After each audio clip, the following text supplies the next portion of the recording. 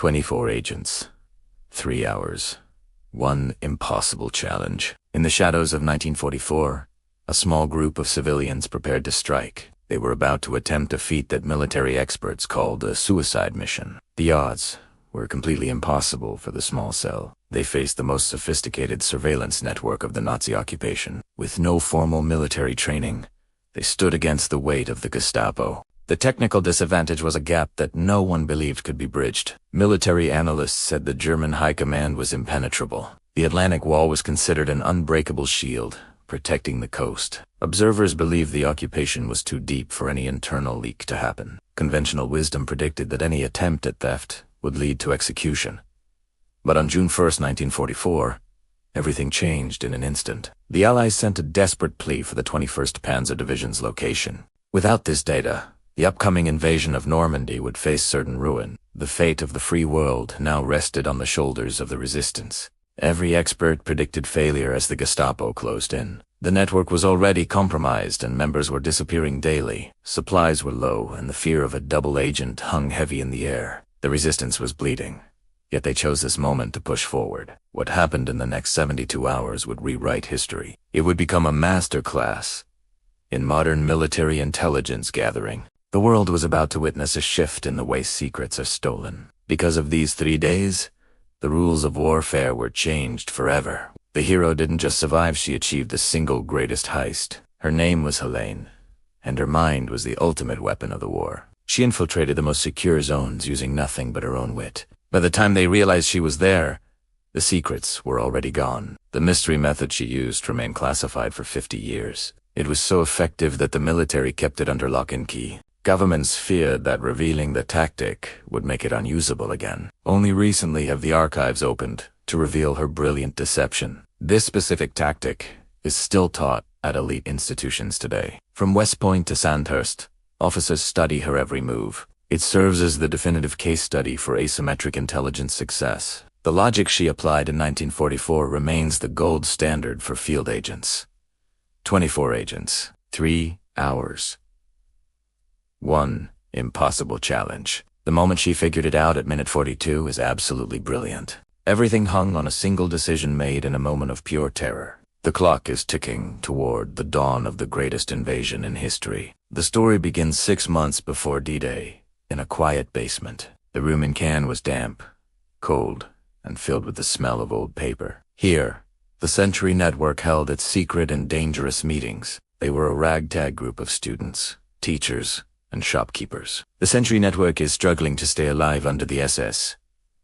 Every morning brought the threat of a knock on the door or a raid. The German occupation had turned every neighbor into a potential threat. They operated in the cracks of a society that was being systematically crushed. Gilbert Ronau is the leader, a man who knows information is deadly. He understood that a well-placed secret could kill more than 1,000 guns. Known as Colonel Remy, he moved through France like a ghost in the night. He was the architect of a network that would eventually blind the enemy. He is tasked with the impossible mission of stealing the blueprints. London needed the exact layouts of every bunker on the Atlantic Wall. These were the most guarded documents in the entire Third Reich.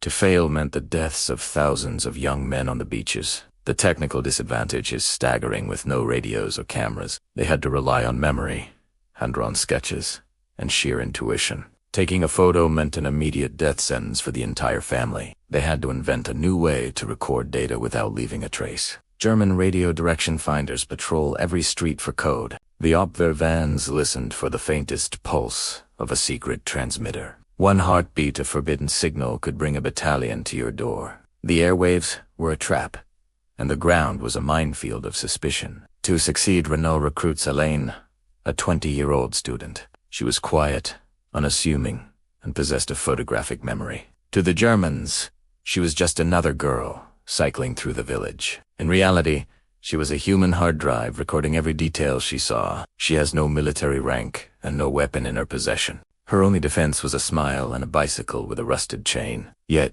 she carried the weight of the entire Allied invasion in her mind. One mistake at a checkpoint would end her life and the mission. The obstacle is the Freya radar stations covering the Norman Sea. These massive steel ears could hear the Allied fleet long before it arrived. The Germans believed their technological edge made them invincible. They never expected a student to be their greatest security vulnerability. 24 agents. 3 hours. One impossible challenge. The clock is ticking toward the morning of the 6th of June. The pressure is mounting as the window for action begins to close. One transmission is all that stands between victory and a total bloodbath. Conventional wisdom says you cannot photograph these installations. The security perimeters were half a mile deep and guarded by dogs. Anyone seen with a pen and paper near the coast was shot on sight. Helene had to find a way to capture the wall without a single tool. Helene develops a deadly innovation by using her eyes to read. She learned to calculate the thickness of concrete by counting steps. She memorized the angle of the cannons by looking at the sun's shadow. She turned herself into a living, breathing blueprint of German power. She cycles 30 miles a day through high-security checkpoints. The guards became used to seeing the pretty girl with the bread basket. She used their own arrogance against them, acting the part of a civilian. Every good morning she spoke was a calculated move in a deadly game. In her mind, she builds a 3D map of the most fortified coast. She could close her eyes and see the interior of every bunker she passed. She knew where the ammunition was stored and where the walls were thin. This was intelligence gathering at its most raw and most effective. By April, the network has 500 agents under constant hunt. The Gestapo's bone crushers were working overtime to find the leak. Safe houses were being burned, and couriers were being intercepted. The network was expanding, but its lifespan was shrinking every hour. One slip-up at a checkpoint could expose the entire invasion. If the Germans found the maps, they would move their entire army. The element of surprise was the only advantage the Allies had left. Helene was walking a tightrope over an abyss of total war. The first engagement is a battle of nerves at a railway station. The air was thick with smoke and the presence of the secret police. Renault had to pass a message right under the nose of the station chief. It was a test to see if their in-plain-sight theory would actually work. Renault smuggles stolen maps inside a German officer's coat.